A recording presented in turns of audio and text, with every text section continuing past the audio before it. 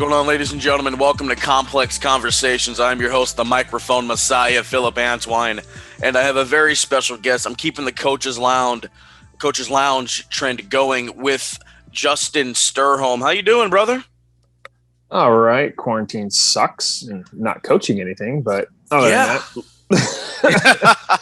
Yeah, man. Yeah. I mean, so the last Complexx Conversations I did was, I think, in like June or July of last year. It was actually Justin's son, John, who I wrestled with in high school, and he's become a coach at the school he works at. And so, we just traded stories about coaching and similarities and whatnot. So that's basically what we're going to do here. So I guess the first question, just to jump in, man, like how you been since COVID? Like what's been up? I haven't seen you in about a year. Yeah. Not much has changed. Facial hair's a little longer. That's about it. Not rocking the Coach and Jesus look this time. Not quite. It's I got about 14 months worth of facial and head hair growth. I had shaved my head and my face back in I think in December of last year or something like that. Around that time, went out on disability and had cut everything off, and here we are. I got my quarantine hair. There you go. There. So did I. Cheater. It's about time. I was a bald boy for a second. I was a part of the Bald and Beautiful Club. But we're just gonna jump right in. So, what made you decide to become a coach? How'd you get involved with it? Well, it varies. Yeah, because you coach a couple different things. Yeah, I coach multiple sports, and I've coached at multiple different times. My first coaching job was actually I graduated in '98, and I came back and started coaching. I coached 1 year freshman football for the class of 2000 would have graduated. My old head coach was the varsity head coach still. He stepped down after that season, and they brought in a new guy who basically canned everybody and said we all had to interview for coaching jobs. And me being 19 years old was like, man, I went to school here. I ain't interviewing for shit. And then I bounced and went and played a few years at semi-pro ball. Was doing that. Hurt my shoulder. Got roped into coaching Little League Baseball when John was 10. And then couple years before that, I had started coaching youth football. Signed him up because he wanted to play. He was like 7 or 8. And then they were like, oh, the older kids need some help over there. And I was like, yeah, I'm not doing that. Went over, watched them practice like that first day. And it was pretty bad. I was like, yeah, okay, I'll help. Helped out for a handful of years with that until John hit high school. Coached 1 year at Tennyson when he was in 7th grade at Tennyson High School, and I was doing youth football at the same time. And then when he became a freshman, I went back over to Mount Eden and started coaching football again over there. Did that for 5 or 6 years. Absolutely. I mean, but your claim to fame, it's coaching wrestling, man. That's just got lucky and got a couple good kids that came through. Makes me look better. That's it, man. So, I mean, how'd you get involved with coaching wrestling? Was it because John started doing it? Well, so that's why John actually wasn't going to wrestle. I was kind of gearing him to do the multi-sport thing, but he was also in choir.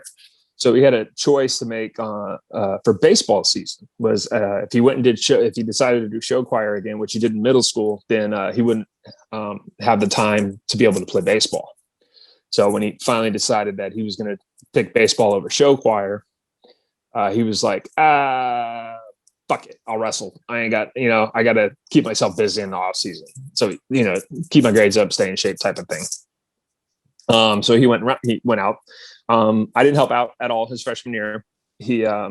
Rose was already, that was his first year as the head coach for a full season.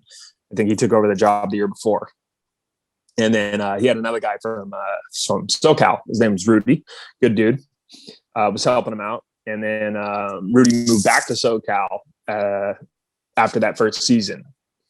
And then Rose was by himself, didn't have any help. So I was like, all right, I'll come help. And here I am 10 years later, still helping. Yeah, yeah. There you go. You just kind of get roped in, and then you never leave. You- So I mean, what aspects of coaching do you enjoy? I mean, I know like I've stepped in. Torturing you children. Yeah, yeah, yeah. We're gonna get into that, man. I mean, like I've been able to step into the role now um, with you and Rose, and it's I see that. I see, like, just like when you get a good kid, and they don't BS you, they show up to practice, and they do the work, and then they succeed. Like that's what I enjoy, like seeing the constant evolution and the progress of what we teach in the room, that the children, when they pick it up, that's what I enjoy. So is that kind of the same for you? Not so much. I think the men in my life. My dad wasn't around with me growing up and whatnot, and I think the men who made the biggest influence on my character as a person were my coaches. Probably more so my high school coaches more than anything. Wrestling, football, you know, they I think they really shaped like kind of who I am with that aspect. And then but I think what I enjoy most with coaching is just watching the development. Taking a kid who literally can't play catch, and then by, coaching for a couple of years, and, getting to be one of like the better kids at his age group, going from, like I said, not being able to play catch to being able to be a clutch player on whatever team they go to. I said, I'm not the best guy to teach everything, but I will make you better. I won't make you great. That you have to do on your own. No, yeah, absolutely. So, I mean, what aspects do you not enjoy the most? Like, I mean, like for me, like when Parents, parents explain, absolutely hate parents. elaborate. They well, in particular, they don't invest time to come to events, things like that. They don't, they just, for the most part, the greater majority of them don't teach their kids self accountability for things. Like when I was in school and I wasn't doing work and stuff like that, I got in trouble. My mom would jump my shit. Hey, you're not taking care of business. You got to do this, this, and that. You said you were going to be here. You got to be there. Parents nowadays, they teach their children it's everybody else's fault for your failures, and it's just society that way. So like now, if the kid's messing up in class or something like that, not that I teach, but you hear it from the other teachers, kids messing up in class, or failing class, and parents want to call, oh, why is my kid failing? It's like, I ain't even seen your kid in 2 weeks because they cut class every day. Well, why aren't you? No, that's not my responsibility to make sure your child comes to class. It's your responsibility to make sure your child comes to class. They just have a little bit more, you got practice. And oh, my kids can't they can't be on this team in practice because they got to watch their siblings and stuff. And yeah, I get that to an extent, but you know what, they don't have children. You have children. It's your responsibility to take care of your kids, not your child's responsibility to be your full-time babysitter. And just like, like my mom came to everything when I was growing up. If I had a baseball game, football, wrestling tournament, I played soccer when I was a kid. My mom never missed a thing as a single parent, and working a full-time job. Never missed a thing. With my 3 kids, having them run around and doing stuff or whatnot, like might miss something, but it's only because I'm at one of the other kids' events. No, absolutely. But for the most part, it's, like me and my wife make every effort to be at everything, even going to choir events. And I hate going to choir events, but I went to all of them, and, supported them, even if I didn't like the activity they were participating in necessarily, but, something they enjoyed doing. So, I go. And parents nowadays just, too busy and caught up in, I guess, with their own stuff to kind of worry about what their kids are doing. A lot of other family, oh, I got to work. It's like you're going to work your entire life, literally until you die, practically. Like you have 4 years of high school to suck it in and enjoy it. And it's an opportunity you don't get back. It's not like college. You can always go back to college and have a college experience. You can't go back to high school. Absolutely, man. I just turned 25 and I'm looking back at it, and when we are in season, when there's no COVID, I tell kids, hey, like, man, enjoy this shit, because once it's gone, it's gone. Like I have They things. always say, "Oh, I want to get out of here." I was like, "Man, I would do high school over in a heartbeat. No Absolutely. bills, no responsibility." Well, I don't know. I guess my high school responsibilities were a little bit different. Yeah, yeah. I had John's sophomore year, so. But I got great in-laws that, and my mom was great and allowed me to still be able to participate and, do high school without having to worry about, being a super parent and having to work right away, drop out of school type of thing. So Yeah, absolutely. that's the kind of thing I'm talking about nowadays. The kids 16, 17 knocks up the girlfriend or whatever. It's like, oh, nope, you got to drop out of school. You got to go work full-time job. And they put all that responsibility on them. And, I think that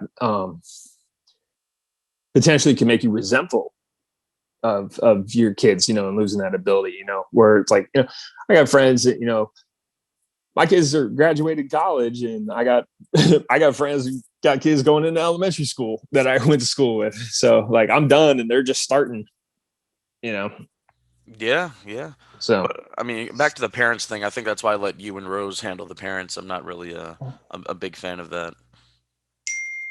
Yes, yeah, sir. I just don't think they respect our time and how much, especially with wrestling. Wrestling's so much more involved, I think, than most other sports. Yeah, because it's If I can spend 16 hours on a Saturday with your kids at a tournament, you can show up for 3, or at least be able to get up early enough in the morning to come drop them off so I can take them to the tournament.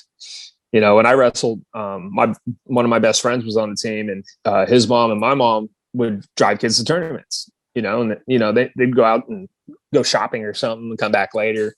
But, they made sure everybody had a ride and stuff. And we get, as far as wrestling's concerned, we get no parent involvement. I mean, I went out and bought a 13 passenger van because I can't, we don't get busing from the school district.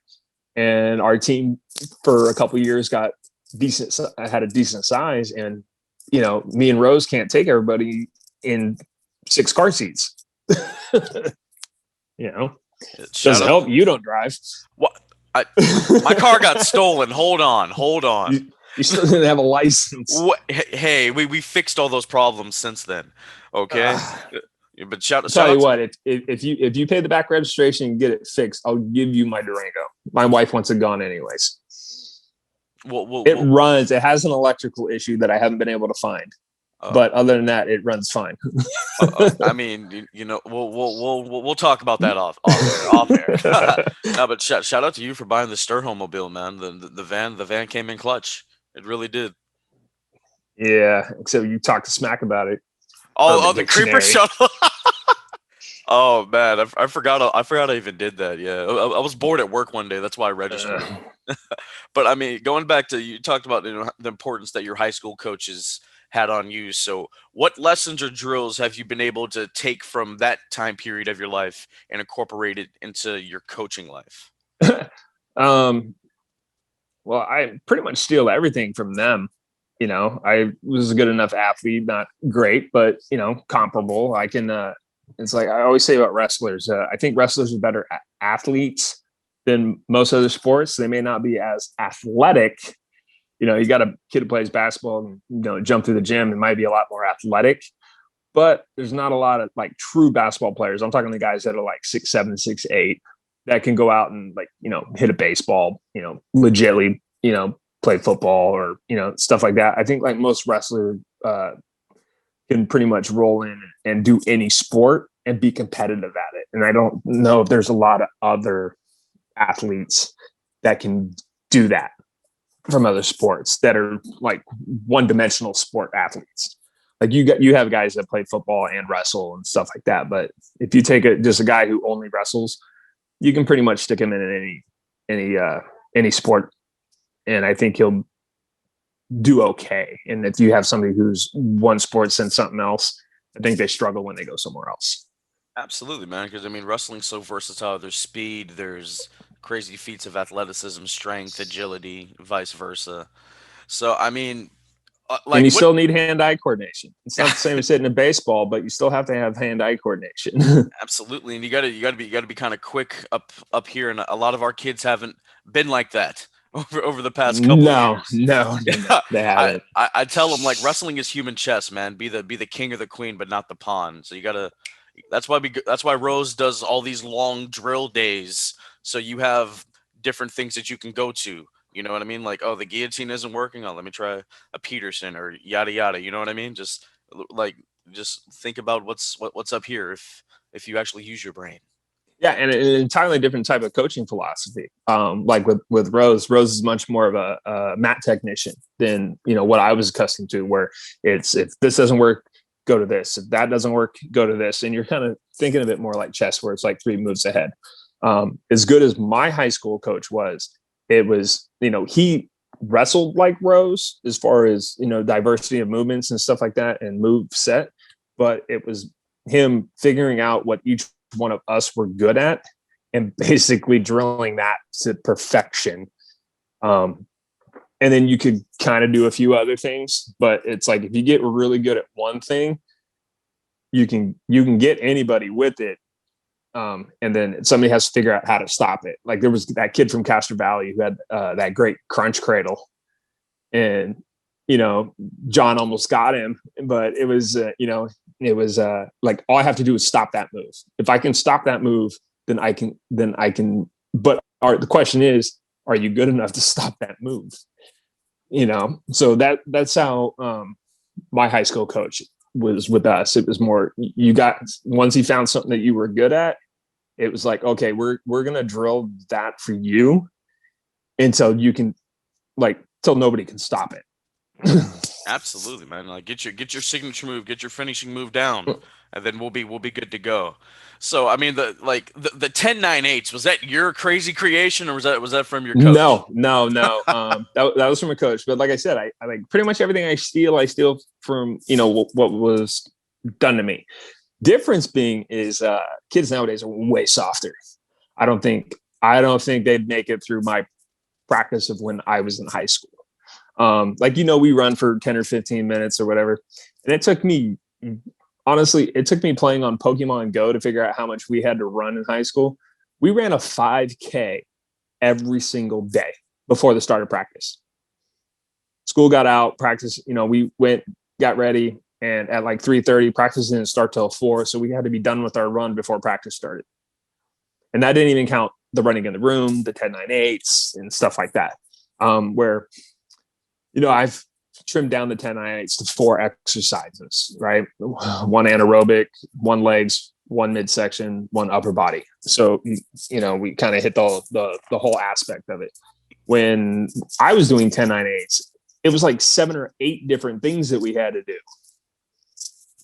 How many did you have us doing? Like when I wrestled there, it was I like might have had 5, you. right? I think I might have had you guys doing 5, maybe 6, if you guys were irritating me. Bro, let me tell you guys, man. Like, oh man, we had Hell Week. It was like the week after Thanksgiving, and this is when Rose, because Rose doesn't like kids to quit, and he finally let Justin loose on us. Man, that's not exactly how that worked out. So I came in John's sophomore year, and like I said, I'm a little bit more gun ho on the conditioning than Rose is.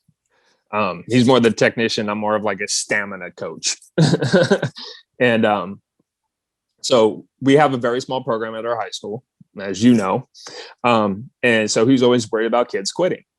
Well, if we run them too hard, if we do this, they're going to quit. And I'm like, if they get their ass kicked, they're going to quit anyway. So if we don't get, if they're getting tired and they're getting beat, they're going to quit. So if anything, let's have them in shape. Then they can at least be competitive, and they're gonna be like, oh, well, I did okay. And then we can just fine tune things. Like, it doesn't matter how good you are. If you get tired, you're done. Fatigue makes a coward out of all of us. And so going into John's senior year, he's actually the one that went to Rose and was like, look, I'm the best athlete on the team, and I'm getting tired. Like, let my dad run the crap out of us.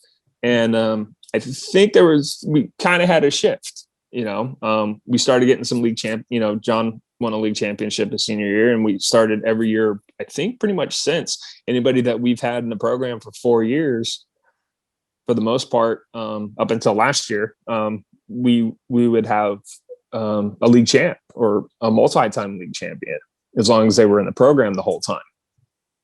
I think Eric had a good chance last year, but he got hurt and had to battle a lot of injuries. So, that derails everybody to an extent, not for lack of skill and determination. Yeah, absolutely. But I mean, like I remember that time so fondly because it was like the week after Thanksgiving, and like you ran us to the ground. I mean, like John threw Rose in. left town. He did leave town. That's what he does. Head coach leaves town during the holidays, and I get everybody to myself. I mean, 10, 9, 8s. I know John threw in like some relay race shit. It was just, and then like we had football players coming in. They're like, man, I could do this. And then like they're there for like 20 minutes and they're throwing up outside, and it was crazy, man. But I mean, I look back at it like, hey, like we had. Like even till this day, because of like the conditioning you incorporate into the routine, like we have some of the best conditioned kids in the league. Yeah, I agree. Like, I remember Josh, your other son, he wrestled that one kid from San Lorenzo at I think it was at a Royal. We were doing a duel, and it just came down to like conditioning, and Josh beat him. It came down to cardio, and both of those guys were just gassed, like so bad. And it just came down to condition. And what's funny is I don't think Josh would have won that the year before. That I can see it. When he wrestled junior year, because remember, he wouldn't run. He'd complain at practice and he wouldn't run. Senior year, he got a little bit more involved, and bought in. If anything, he bought in a little bit more, and he was able to. And he pulled some upset. I mean, I look at it this way. For as much skill set and talent that John has, and I still think he's probably the best technician that we've had since I've been coaching there, as far as just his repertoire of moves, his skill with those moves. He hasn't had the best record. He didn't go the farthest in NCS or anything like that. But as far as just overall ability, I think he's the best guy that we've had. Now, I think his little brother is actually a better athlete, just naturally given talent, but he doesn't have the same like drive and work ethic, and it shows. Where John wrestled for 4 years, and it took him till year 4 to make day 2 at NCS. Josh wrestled for 2 years and made it to day 2 at NCS. And 100%. So it varies, and like I tell you and everybody else when they come in, wrestling in itself it's a 4-year thing. It's get your ass kicked, learn how not to get your ass kicked, kick a little ass, hopefully kicking everybody's ass. So every year you miss, you fall behind. Absolutely. So how quick can you make that up? Yeah, you gotta put in the work and like not skip and just let us help you out. Yeah. So I mean, what's your favorite drill to go over like in the wrestling room?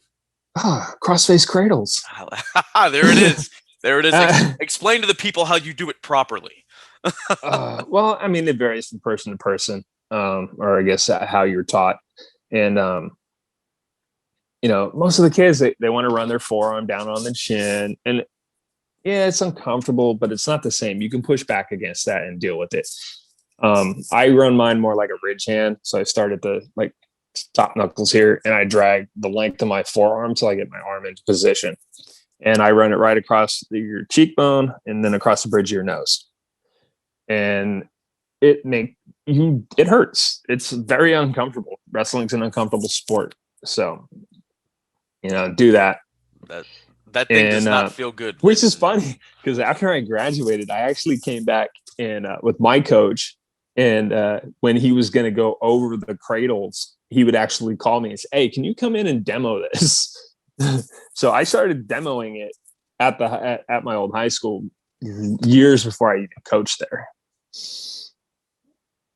what's I up, would man. just come in for like a day or two and be like, okay, this is what we're gonna go over because I wrestled 140 at 6 feet tall, so I had like if I could try to get in a strength battle with anybody, I'd get my ass kicked. But I was long and rangy, and I got like a little over a 6 foot wingspan, and I could hit that cradle, pretty much any cradle, from very peculiar angles that people would be like, how how did I get caught?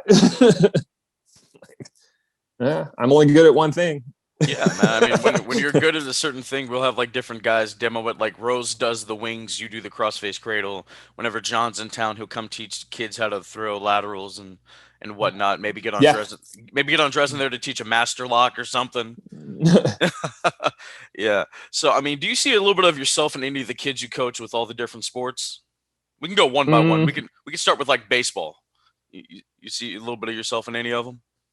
that I've coached, I don't know. I don't. I guess just maybe my kids, but as far as other kids are concerned, not really. Like yeah, they want to spend the time at the field type of thing, but it's like nobody goes out on their own anymore and plays catch with their friends and stuff like that. So like I feel like even when you get somebody who plays all the time, like they're so far behind age wise. Like I'm coaching 9 and 10 year old 10 11 year olds, and they're going up, they're pitching, they're walking guys, and I'm like, man, you walked like 7 guys today. Like I don't remember walking 7 guys in a season. Like I'm just John used to give me shit all the time. Oh, I could throw like 9 different pitches. I'm like, okay, I can throw 2. I said the difference is I throw strikes. Like your pitch, your like so when I was younger, we had an inning count, so you could throw 6 innings a week. Now they have a pitch count, so you can throw so many pitches per day, and then depending on how many you throw, you have to have so many days of rest. And I think I would have excelled under a pitch count because I think I would have got way more innings out of pitch count than I would out of having innings because I had a lot of short innings. So I threw a lot of strikes. Kids nowadays, they're not, I don't think, too many one sport athletes, travel ball, focusing on AAU basketball and just not having, like, you don't, I feel like you don't have as diverse as an athlete now. And it's like getting football kids to come out and wrestle. It's really hard. Oh no. It's like, yeah, go look at the NFL, look at the linemen, almost all of them were like state champions in wrestling, or wrestled at a high caliber. There's college coaches that's what they're looking for. They want tough guys. In my opinion, wrestling's the toughest sport in high school. It doesn't get any harder than that. Absolutely, man. There's the physical aspect, there's the mental aspect of it, there's making weight, maintaining that weight, all that stuff, man. So, I mean, do you see any like traits in like some of the kids you coach and like maybe a former teammate you've had were like, oh, hey, you remind me of so and so I used to wrestle with? None of that? No, not really, because it's a mindset thing. And there's not very many kids I think that I've coached. Okay, wrestling in particular. I think Eric had enough work ethic and whatnot that I think he would have fit in with my age group. John had enough work ethic that he would have fit in. There's Andres wouldn't have. Andres would have quit. As good as Andres is, I think Andres would have quit. But he hated practice. Yeah, hated practice. But at the same time, Andres ended up, doing really well in football and stuff. And I think he would attribute it too that, me talking his little butterball self out as a freshman, he had to wrestle varsity as a freshman. Got his ass kicked all year. But sophomore year, he had to go play varsity football. And I think that ass kicking that he took as a freshman on the wrestling team, made it realize that football's not so hard. And now he's a workout fanatic. That's true. Best shape of his, like literally the best shape of his life. Absolutely. He's starting like a little business or something now. And man, if we would have had that work ethic out of him, 7 years ago, Oh man. that guy probably would have placed the state twice. Absolutely, you know, You know, being a different animal. Speaking of state, Michi, she went to state twice. You yeah, recruited her when she was what, in eighth grade? Is that eighth probably grade. besides your kids? Could you say your favorite person to coach? Yes and no.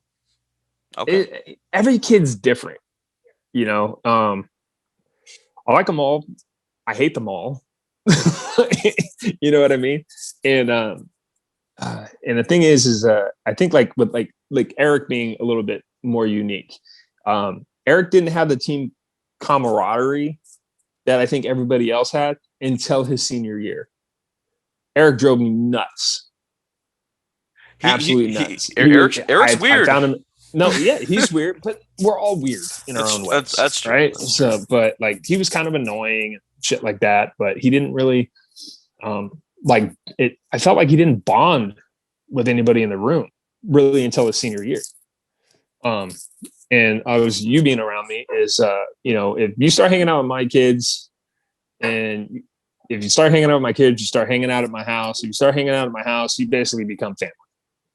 You know, Andres being, you know, Andres comes over, hey, can I come by and use your weights? You know, he's in my backyard working out. This is just when quarantine first started. Gym's closed down. He called me up, was like, hey, can I come, you know, throw some weight? I'm like, yeah, go ahead, have at it.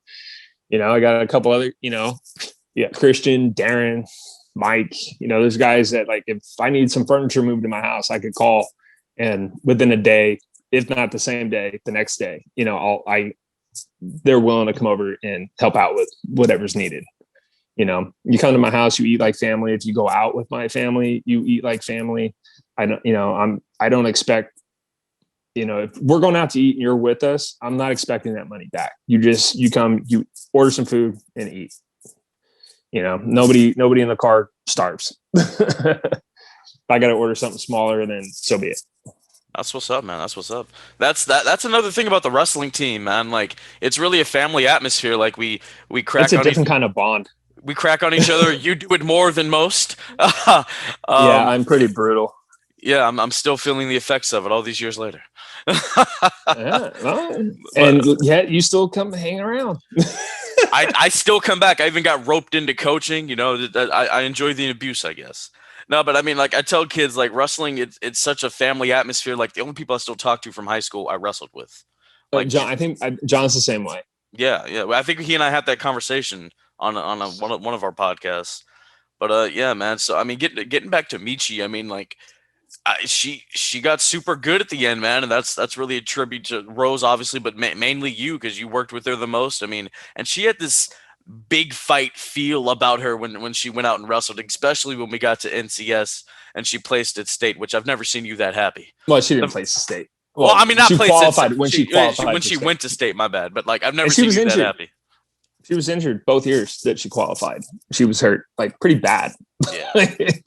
And that just goes to show a lot to her growth and determination on, you know, wanting something because it was freshman year. So eighth grade, I talked her out, or I didn't talk her out, but she was playing. I was coaching flag football at the middle school, and I was coaching the co-ed slow pitch softball team that they had, and she played, and she was friends with my youngest, and so you know, I'm hitting her ground balls, and I don't go easy on anybody, whether they're male or female. If you're out here to play ball, you're a ball player. You're not going to, you know, I'm not going to cut you any slack. If you're a female, you come, you play. If you're the best person for the spot, then you get the spot, you know? And man, I hit her some shots. She'd take them off the chest, stay down on it, make plays. And it was like, damn, you're pretty tough. She's stocky, really athletically built. And it was like, hey, you need to come out and wrestle for us next year. She was like, nah, I'm not going to do that. I was like, come on. And so I'm like, you'll enjoy it. I'm telling you right now, you're athletic and talented enough of an athlete. If you come out, you will qualify for state by the time you're done. So she wasn't going to wrestle. Saw her floating around freshman year. She's like, nope. And she happened to walk by the room, walked inside when people were throwing each other around, and ended up doing it. So freshman year, ended up taking her. She's the only girl on the team. So, Rose is off at the guys tournaments, and I got her, and we're off at her tournament. And freshman year, she does okay. Not wholeheartedly into it. Like, she's competitive, but doesn't kind of really have like that killer instinct yet. So she's losing matches that I think she could win and whatnot. She's not being as competitive in some matches that I think she could be, but she was kind of like, just, I enjoy it and I don't really give a shit if I lose. Okay. So we roll into NCS, and she's one match away from placing at NCS her freshman year. And she was always really scared and intimidated by people of any caliber. So like, if she saw you walking around with a varsity jacket that had state patches on it and stuff, she'd like go into panic mode. Like, oh my God, I'm going to lose. I'm going to get my ass kicked by her. She's so good. I'm like, have you ever even wrestled her? No. Have you seen her wrestle? No. I'm like, just go wrestle.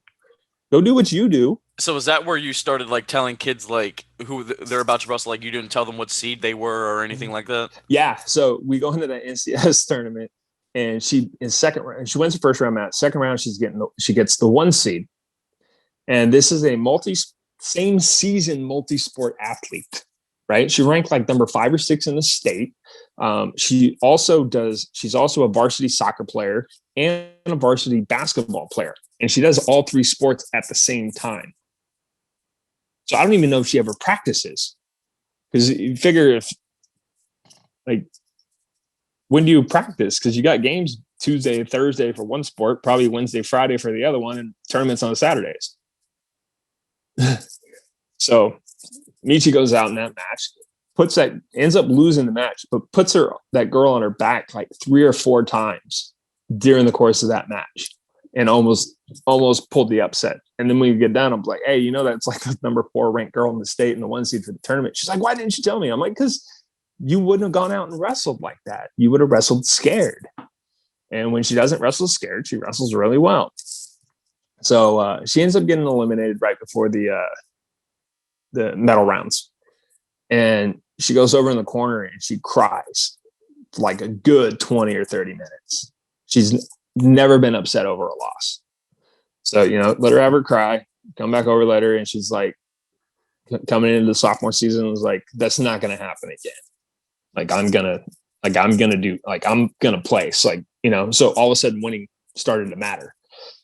So she comes in sophomore year, she places.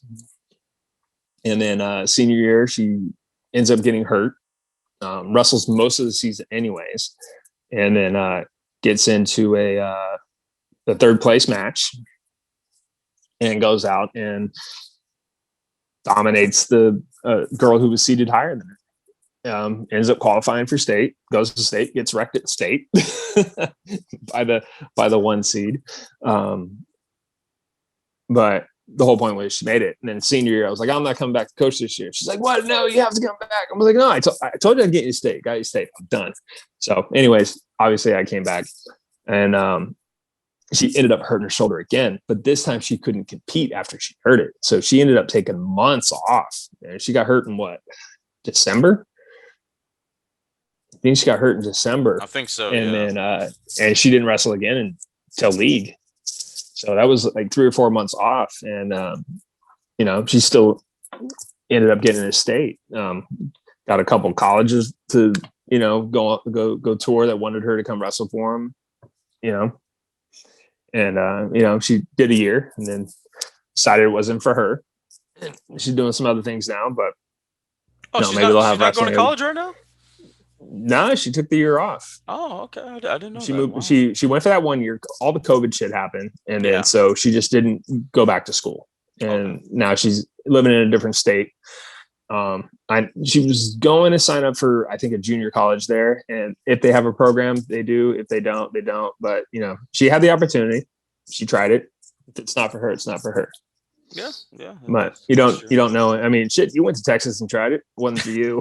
That is true. Yes, I did do that. Oh man, your 4-year education that you got nothing from.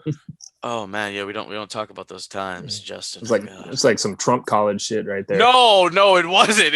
I went to a historical black college. No, don't say that, please. But I mean, so I unaccredited. I guess like as we start to wind down here, this is probably going to be a really difficult question. Do you have like a favorite game or match you've coached, or a couple of them that you could think of from like football, baseball, and wrestling? Um, baseball, I think the most interesting game that I coached that it just everything worked out. My first year coaching, my team was like 0-16 or something like that. I had like basically I had one returning player and then I had a bunch of kids that had just got picked. And not that we weren't in games, we had a lot of close games. We have leads, but something would always happen in the fifth inning. Everything would just go south after that, and we'd end up losing. And so we're like 0-16 or something like that. And it's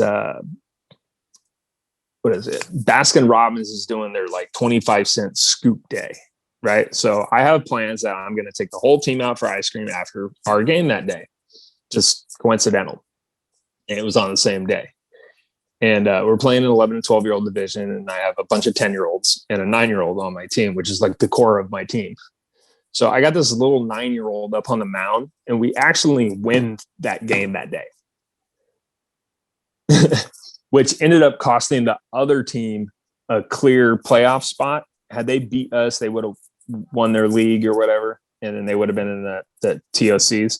But because they lost to us, it put them in a tie with the other team from their league, and they had to have a playoff, and they ended up losing because of our one win on the season with a 9-year-old on the mound, and then everybody got ice cream. But coincidentally, it just happened that like that day just panned out perfectly. That's so. It was aligned in the stars. Something like that. Football. Not coaching, but watching. Probably watching John in 8th grade. He got hurt in a game, dislocated his left shoulder, making a shitty tackle. And so he got hurt. Pulled him on. They pulled him on. I'm just videotaping the game for my own sake.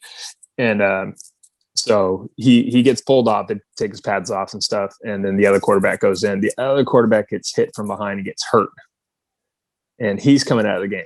And then I look down over on the sideline and I see John trying to stuff his arm back into his shoulder pads and trying to convince the coach to just go shotgun. He's like, my right arm's fine. I can still make the throw.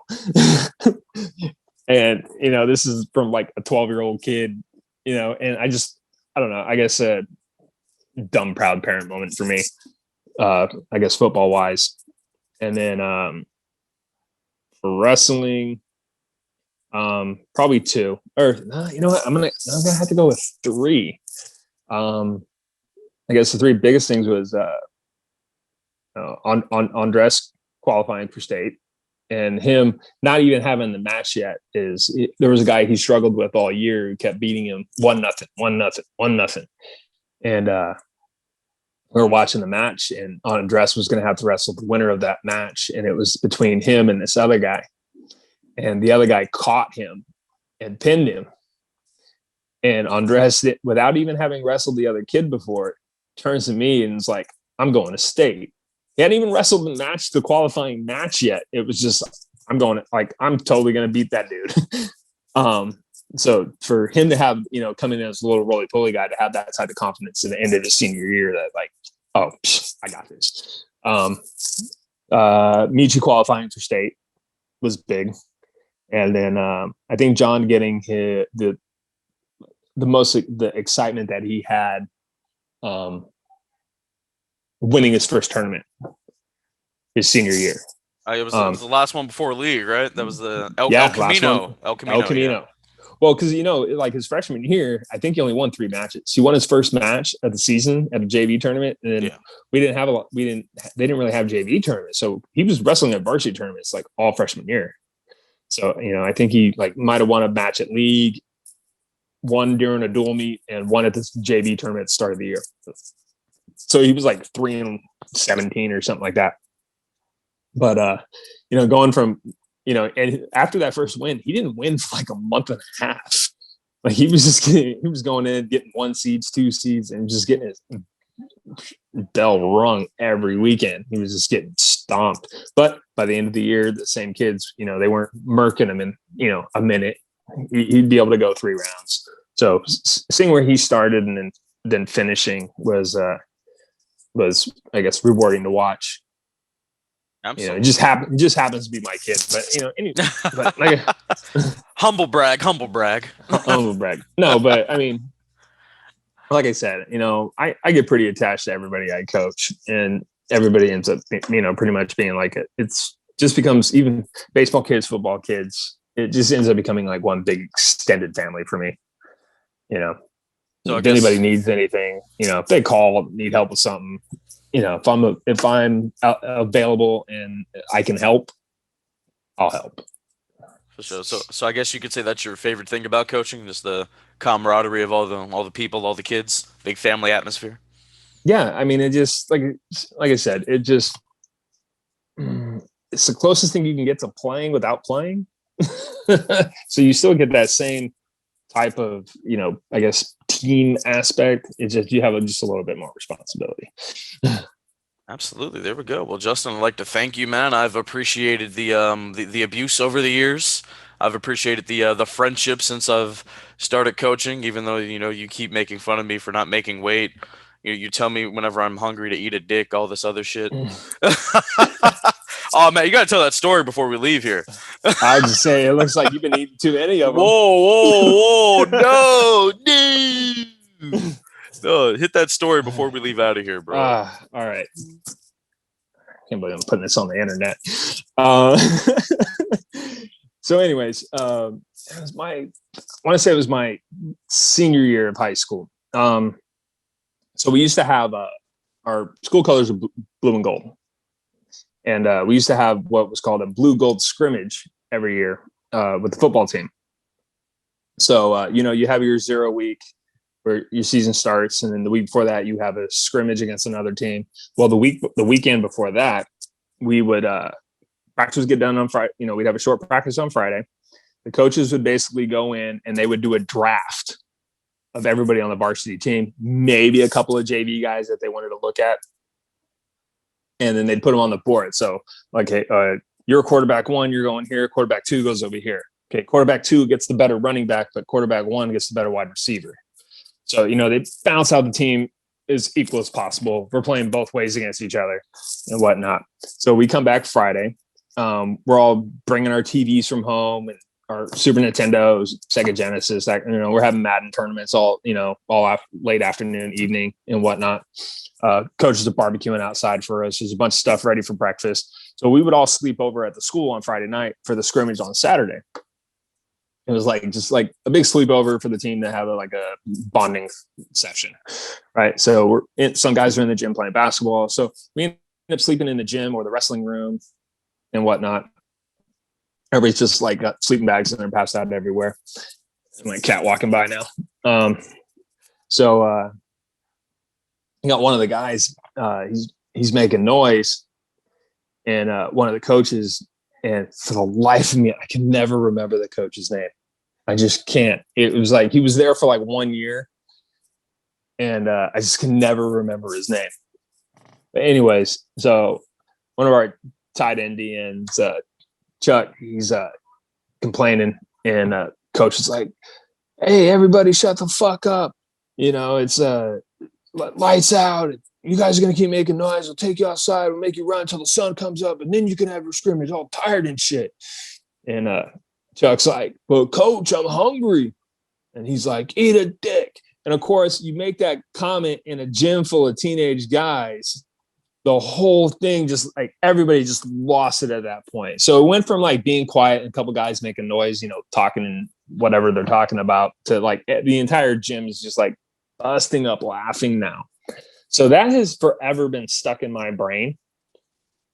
Like anytime anybody says I'm hungry, I just respond, you know, eat a dick. And I, as bad as it sounds, and probably if you get any comments in your comment section. Hold on. I have fans. Hold on. Your mom and grandma don't count. They don't know how to look up a podcast. No. So anyways, I mean, like, honestly, man, I would say that shit to John when he was like 11 or 12. Like, I don't, it's like, like some people go like, oh, I don't see race. I don't, this and that. Like, yeah, everybody sees it, whether they ignore it or not. My thing is age. Like, I talk to you the same if you're 12 or 13 as I would if you were 25. I think that's why, like, I can talk as much shit to you as I do. And we have the type of relationship that we still do, even though I talk a lot of shit, is because when I talk a lot of shit, there's no malice behind it. I always explain there's two types of guys. You have assholes and you have dicks.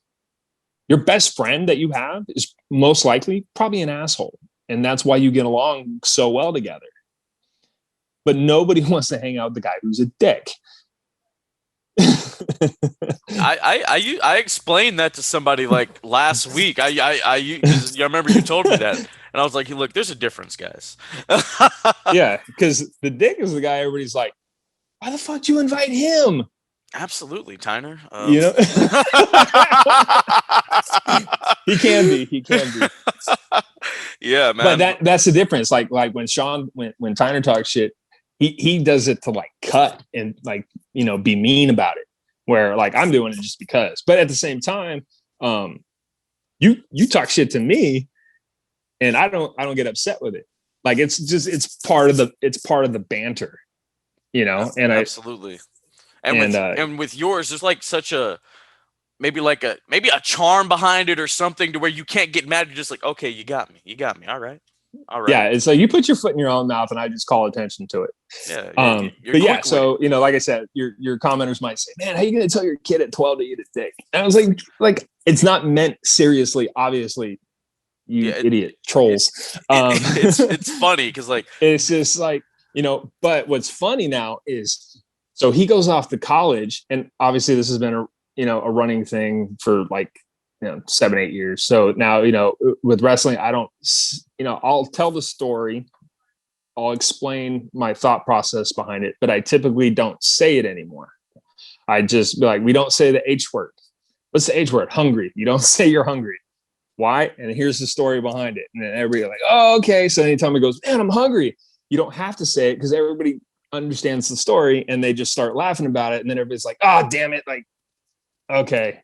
So you don't actually have to say it. But John took that down to Santa Barbara and uses it when people say that. And he said he catches people off guard with it all the time because it, like, I said it, so he says it, and then he's got to go and he's got to explain why he just told somebody to do that. And so he had this Friendsgiving like 2 years ago, invites a bunch of people over his house. You're probably talking 15, 20 people, and they're all about to sit down and eat and stuff. And then he stands up in front of the head of the table and he's like, who's hungry? And everybody's like, yeah. And he just yells out to everybody at his Thanksgiving party that eat a dick. And so the people who knew the story behind it are like, oh, damn, he just hella got us. And then you had people who were like, maybe they brought their +1 who didn't understand what was going on. And they're just like, what the hell? Yeah, because when you I remember after a practice one day, I was like, man, I'm hungry. And John was like, eat a dick. And I'm like, you just told me to eat a dick? Like, what the fuck? Like, what?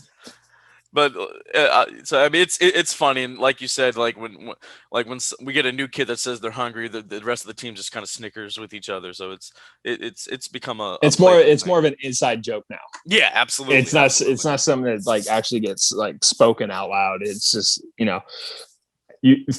somebody will tell you the story while everybody's laughing, and I'll go in, I'll explain it, and then the next person that comes in and says it, and then everybody it just kind of keeps going. Yeah. Hey, what's going on, guys? Phillip here. Look, there are so many channels out there on YouTube that do pranks and challenges and funny videos like That Just Happened TV, Nelk, and Love Live Serve. But why don't you look up Chikle TV? Yes, Chikle TV. Chikle TV. It is a channel I started with my buddy Vinny a couple years ago, and we've done wrestling finishers in public. He's done eating challenges. We've done pranks to people. It's a whole lot of fun. When you go to YouTube, it is the thumbnail with the guy blowing the bubble. It says Chikle TV right in the bubble. And look, just sit down, relax, hop on YouTube, look up Chikle TV, and... Ooh, a little bit of the bubbly. crack open a little bit of the bubbly. Yes, ladies and gentlemen, Cheeklate TV, like, share, subscribe. It is the freshest channel on YouTube.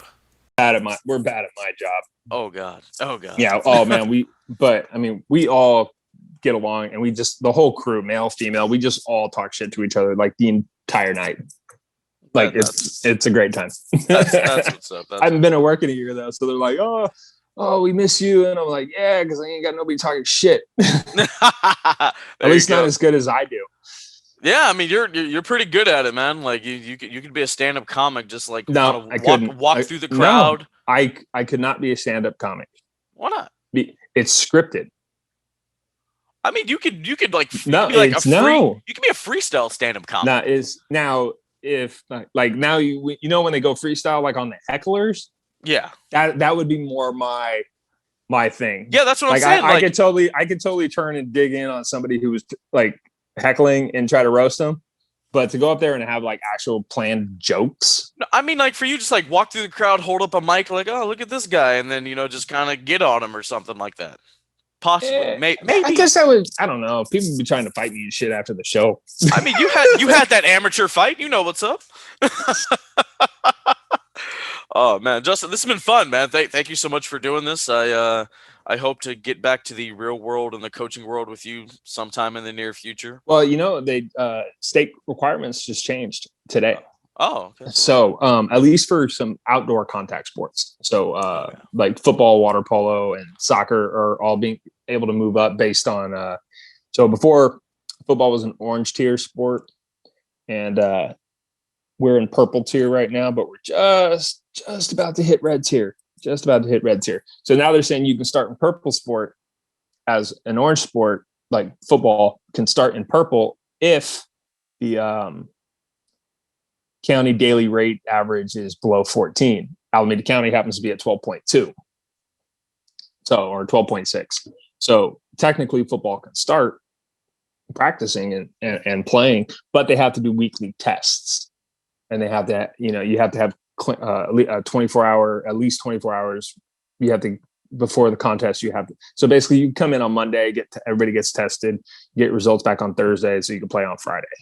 So hopefully a bunch of districts, ours included, will buy into this and be able to get the testing done for the coaching staffs and the kids, that so they can see if it works. Because right now wrestling, it's yellow tier, and basically that's one person a day per 100,000 can be getting it. So hopefully that'll push us to be able to compete in the orange tier and have to do the same weekly testing. Yeah, well, I mean, whatever can get us. But I don't know if I want. But I don't know if I want that. I've already had one test. That thing sucked. I don't know if I want that thing shoved on my nose again. Yeah, I mean, it's like it doesn't hurt. It's just it's more uncomfortable than. Now here's a good question: is so we potentially can get vaccines for it because we're working with the school district, so we can fall under the school district tier. Yeah. Even though we're not teachers. So I'm wondering if you still have to get the weekly testing if you've already been vaccinated. That'd be a good question to ask, because maybe we should go email Newsom or something. I don't know. Find out. Yeah, he might be a little busy for that. Okay. I don't know. I'll leave a message at the front desk. We'll find out.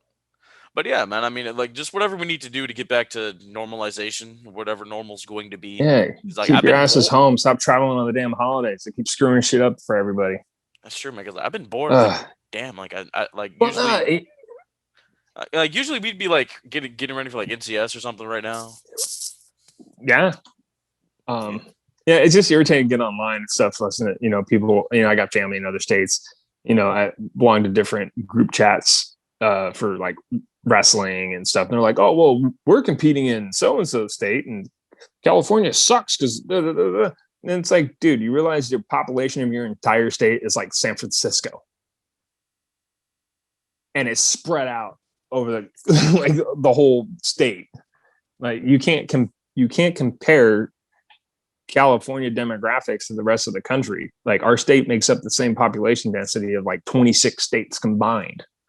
So, take those 26 states, put their numbers together, and then see if they're comparable to California. Absolutely. Right. But oh well, it's going to take as long as it takes, and we'll see what's left. Yeah, we'll see who we have left. At all the right. end. So we might not have a team after this year. Oh man, yeah, because we all seniors. That's true, and parents are going to be. We have all seniors, and so there's not the paranoia. It's typically when I always tell people, nobody, for the most part, nobody wrestles because they want to wrestle. You wrestle because somebody talked you into it. Okay. It's usually, like with my kids, it's a parent, but nobody goes looking for the most part to wrestle. It's, like even me, I didn't wrestle freshman year, maybe politically incorrect, whatever. But I was like, no, I'm not rolling around, in tights with another sweaty guy. That's just where my mindset was in the early 90s, whatever. And then we had a kid from the wrestling team who didn't come out for football early enough. Freshman year went and wrestled, came out sophomore year and was like, hey, why don't you guys come wrestle at the end of the season? And he ended up recruiting like me and like 6 other guys. And that ended up being the core of the wrestling team for the next 3 years. So that's what it usually takes. It usually takes one person getting another person, getting another person. It's not,